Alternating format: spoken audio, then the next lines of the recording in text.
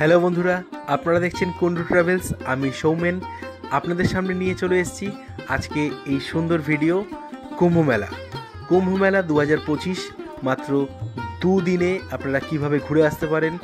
একদিন হোটেলে থেকে আপনারা 2500 থেকে 2600 টাকার মধ্যে কিভাবে প্ল্যান করবেন, তার সমস্ত প্ল্যান থাকবে এই ভিডিওতে।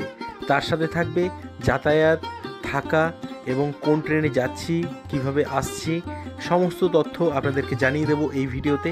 আগামী দিনে আপনারা যারা কুম্ভ মেলা যেতে চাইছেন তাদের জন্য আমাদের এই গুরুত্বপূর্ণ এবং ইনফরমেটিভ একটি ভিডিও আপনারা অবশ্যই দেখুন। আপনাদের আশা করছি খুবই ভালো লাগবে। তো চলুন, আর যার যা প্রশ্ন থাকবে অবশ্যই আমাদের কমেন্ট করবেন, আমরা যথারীতি উত্তর দিয়ে দেব। তো চলুন, কথা বাড়াবো না, লেটস স্টার্ট দ্য ভিডিও।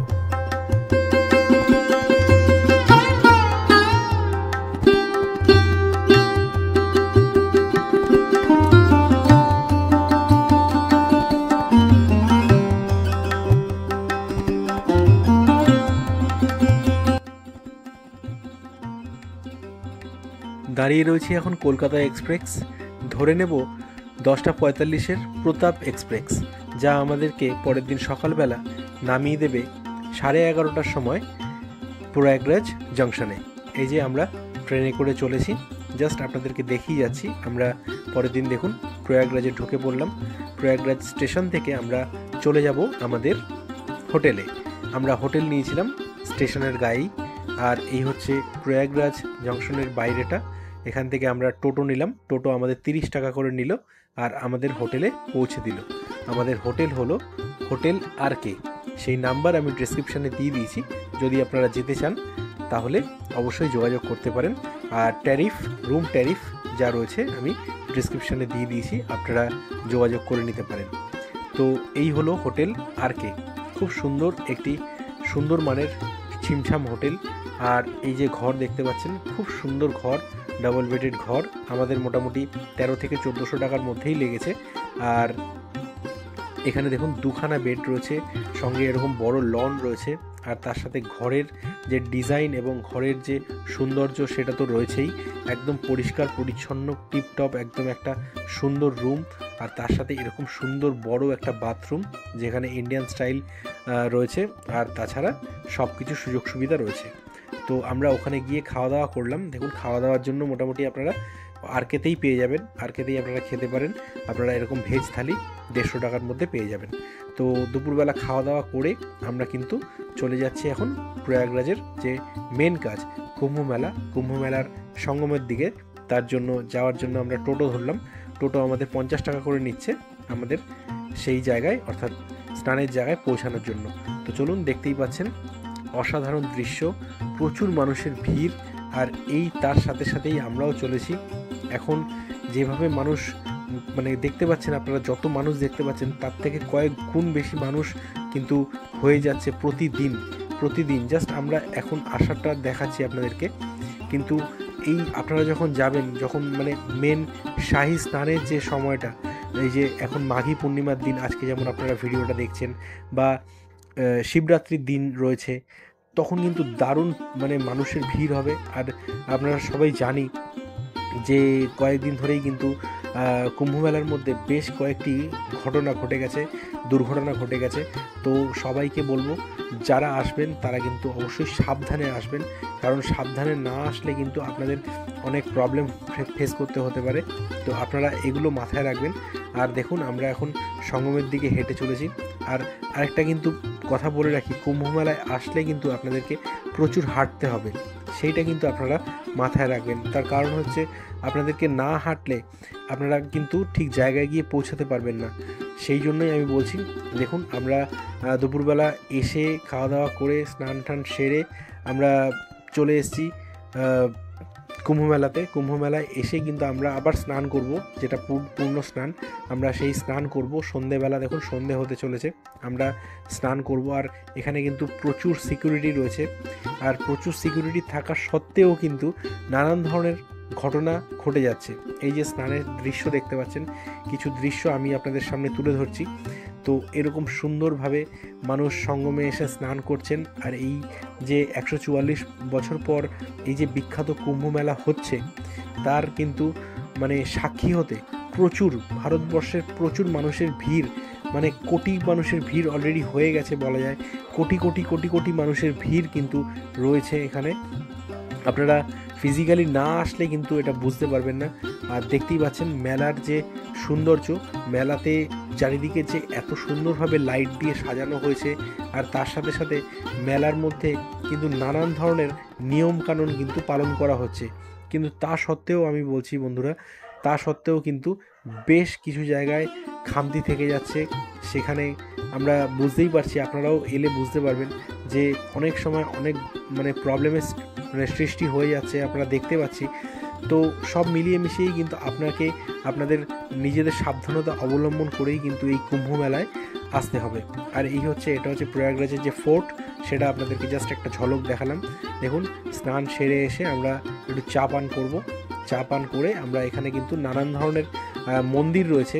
এই প্রয়াগরাজের যে কুম্ভর যে দর্শনীয় স্থানগুলো রয়েছে, সেই স্থানগুলো দেখব। তার সাথে সাথে এরকম নানান ধরনের মন্দিরগুলো আপনাদেরকে দেখাচ্ছি। দেখুন, এই সুন্দর সুন্দর মন্দিরগুলো আপনারা দর্শন করবেন। অর্থাৎ আমরা যেদিন এসছি সেই দিনই কিন্তু আমরা সন্ধেবেলা স্নান করতে পারি, বা আপনারা যেদিন যাবেন সেদিন সন্ধেবেলা বা পরের দিনও স্নান করতে পারেন। দেখুন, রাতের ডিনারে আমরা মোটামুটি 150 থেকে 200 টাকার মধ্যে খুব ভালোভাবে ডিনার করেছি। আর এই যে পরের দিন সকালে, অর্থাৎ পরের দিন সকালে দেখুন ব্রেকফাস্ট আমরা করলাম ওখানে। ওই 60 থেকে 70 টাকায় কিন্তু ভালো কচুরি থালি পাওয়া যায়। এগুলো আপনারা ওখানে ট্রাই করতে পারেন। আবার কিন্তু আমরা সকালবেলা চলেছি এখন প্রয়াগরাজের দিকে, মানে সঙ্গমের দিকে।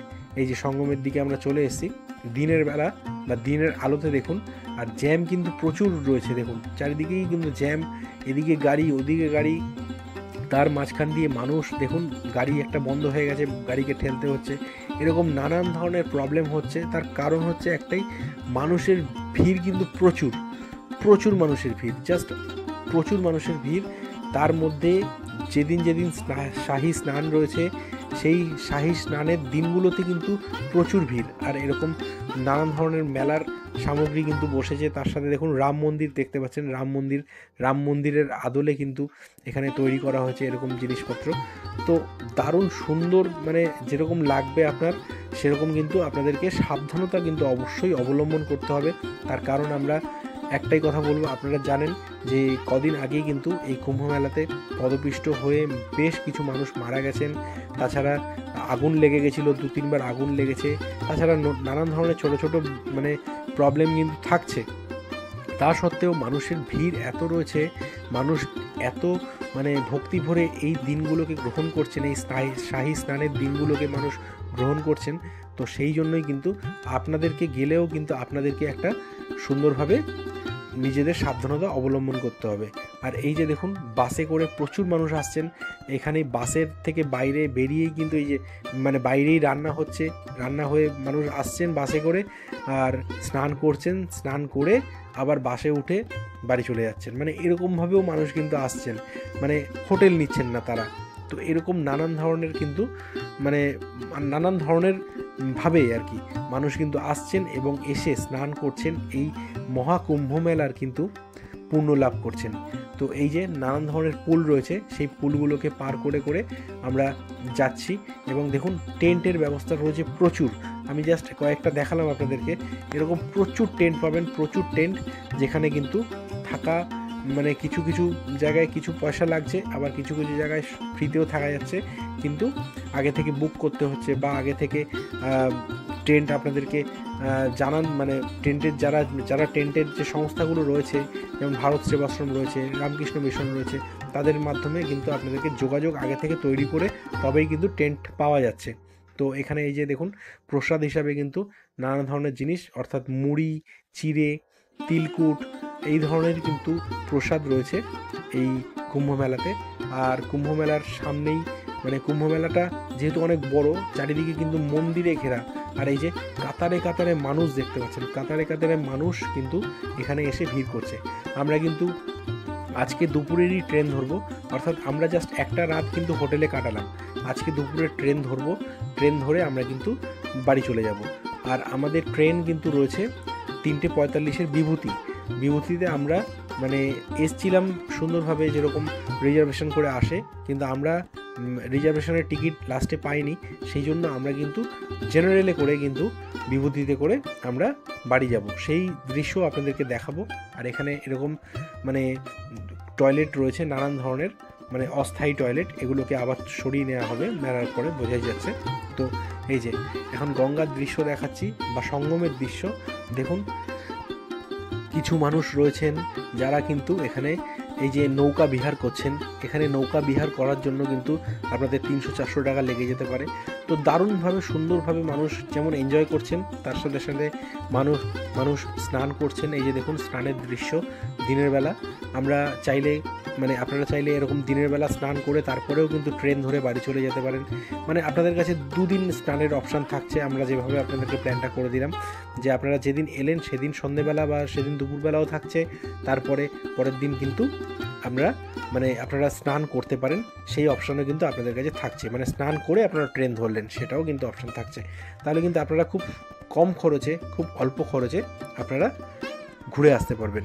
তো চলুন একটু হিসাব আপনাদেরকে বলে দিই। আপনাদের স্লিপারে যাওয়া আসা কিন্তু আপনাদের মোটামুটি ওই 400 থেকে 450 টাকা ধরতে হবে। আপ ডাউন মিলিয়ে মোটামুটি 1000 টাকা ধরুন ট্রেনে। আর আপনাদের মানে 2-3জন মিলে যদি আসেন, তাহলে আপনাদের ধরুন একটা যদি হোটেল আপনারা 1500 টাকা দিয়ে নেন, তাহলে ধরুন 3 জন আছেন, তাহলে 500 টাকা। আর খাওয়া খরচা আপনাদের যেটুকু লাগে, মানে এবার অনেক জায়গায় ভান্ডারাও চলছে যেখানে আপনারা ফ্রিতে খেতে পারবেন, সেই সব ব্যবস্থাও রয়েছে।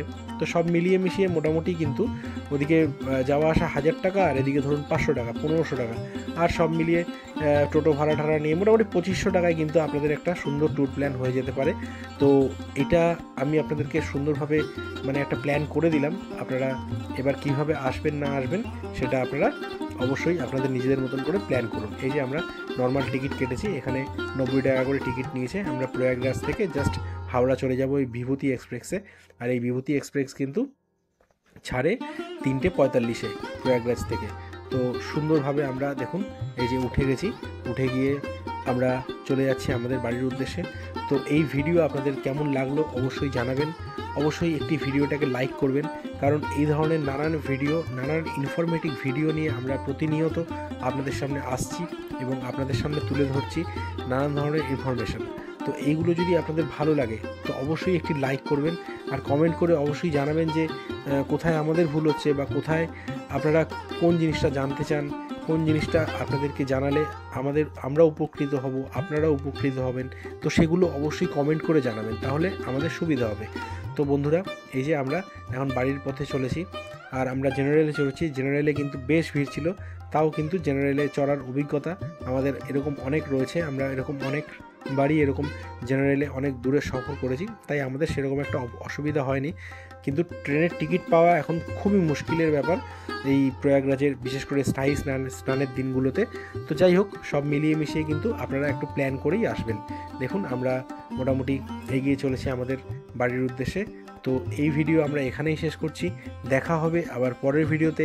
ভালো থাকবেন, সুস্থ থাকবেন, আর যে কোনো প্রশ্ন থাকলে অবশ্যই কমেন্ট করবেন। আর কথায় কথায় আমরা চলে এলাম হাওড়াতে, আমাদের বিখ্যাত স্টেশন হাওড়া। তো চলুন শেষ করি এখানেই। দেখা হবে আবার পরের ভিডিওতে। টাটা বন্ধুরা। স্নান করছে আর চারিদিকে শুধু নৌকাতে ভর্তি।